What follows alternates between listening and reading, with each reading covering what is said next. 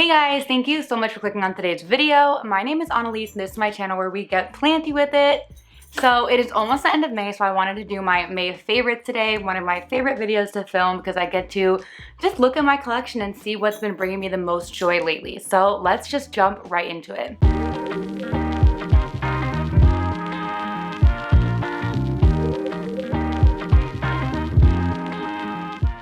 First up, I'm going to start with the plant that is the thumbnail of this video because it's honestly just astounding. So obviously that was my Philodendron Billietiae. Here he is. As you can see, there are quite a few leaves and they're all a pretty good size. But then all of a sudden this month, this guy put out this monster leaf. I have no idea why this is so much bigger than any other leaf. I don't know if you can tell, but like size comparison this to this one's massive. It's literally almost the size of my entire forearm. Like, that's crazy. Have no idea what happened. The conditions have been exactly the same. It's under my grow light on my plant shelf.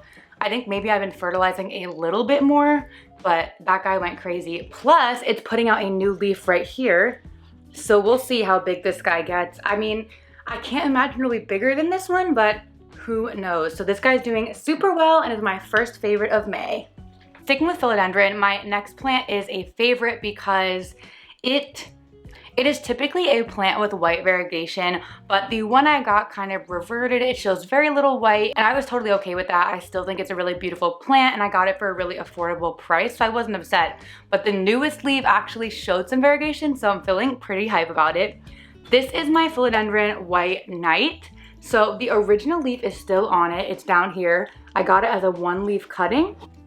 And if you guys can see, this leaf does have a white stripe down the middle. This leaf is yellowing a little bit, as is this one, but those are the lower leaves, so I'm not too concerned.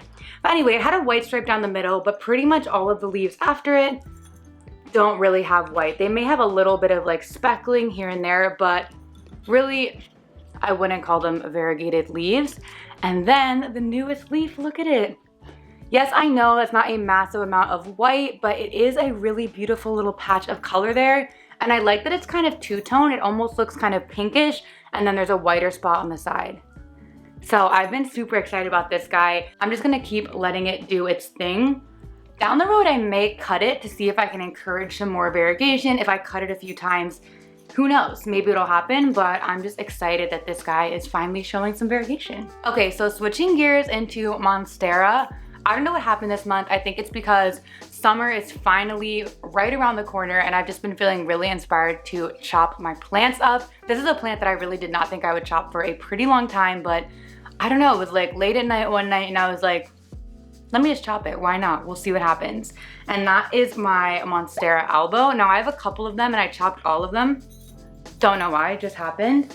So this is one of the ones I chopped. There are 3 pieces. This is actually only 2 pieces. One of the pieces has 2 leaves and one has 1. And I have another one rooting in water in the other room. But the variegation on these guys, it is very pretty. This guy has some pure white variegation at the top. On the back, you can see even more variegation. There's that lighter green section there. This one has kind of the most balanced variegation of the plant. And then this one has a little bit of variegation on the side. So none of them have amazing variegation, which is part of the reason I cut it. I wanted to see if I could encourage a little bit more because pretty much every other leaf was coming out like this, almost fully green with a little bit of variegation. So I wanted to see if I cut it up, could I encourage a little bit more color? We shall see. I'm very excited. No roots yet. I really just put these in here the other day, but I will definitely keep you guys updated on this. Maybe I'll film a whole video kind of showing you guys the process and seeing if we can get some more variegation out of these plants. I also cut up my other Albo, which I think has slightly better variegation. It's speckled all over the leaves. So this is one of the leaves that I cut from that guy. And pretty much all the leaves look like this, just covered completely in speckled variegation. So I do love this one. But yeah, this is one leaf. I think it's a little bit chlorotic. I don't think I was giving it nutrients enough, but that's totally fine. I cut this guy probably about a week ago or so, and it's already starting to show a little bit of root growth. You can see on the aerial root, there's that little white nub. That is a new water root forming. I also have the top cut from this plant. This is the mid cut, as you can see. I have the top cut in my cabinet downstairs, and that one's rooting so quickly. I think because the humidity in the cabinet is quite a bit higher than just in the house in general. So that one's rooting up so quick. I can't wait to see it put out a leaf. And then, yeah, this is the other leaf I was talking about from the previous plant. So as you can see, it had that same kind of fully green leaf with the white on the side. There is more variegation on the back than on the front, but I'm hoping that by cutting this, I'll be able to encourage a little bit more stable or balanced variegation. So I'm just really excited about these. It definitely was an impulse decision, but now I'm just super excited to watch them grow. I also was kind of motivated by a video I saw recently from Kaylas Plants. If you guys don't follow her already, definitely check her out. She actually bought a reverted Monstera Albo cutting from me. I forget which plant it was from, but it had thrown out like 3 green leaves in a row and I just didn't feel like dealing with it, so I sold it for like 10 bucks or something. And I thought the node was a spent node, but I was hoping that someone would take the time and experiment with it and chop it up and hopefully get some good results.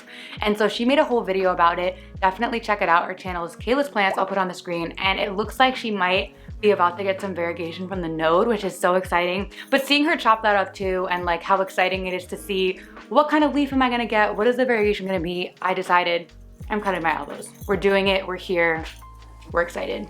2 more plants today. Next up is a Syngonium. You guys know I've been loving my Syngonium recently. Oh, just spilled water all over myself. But this one has been the star of the show for me this month, and this is a Syngonium Pink Spot. They all have very similar names, like Pink Splash, Pink Spot, Pink Speckle or something. I don't know, I made that one up. But this leaf has just been, I don't know, stunning to me. The entire leaf is kind of this nice light wash of pink, and then it has these darker specks throughout the leaf. I think that is so pretty. And this plant is really coming along nicely. You guys can see how full it is getting. There's a new leaf coming right in the middle, right there. That's a new leaf folded up there. And it's just been doing so well. Living in Leca, super happy. I love Syngonium as well because they really don't need super high light, I've noticed.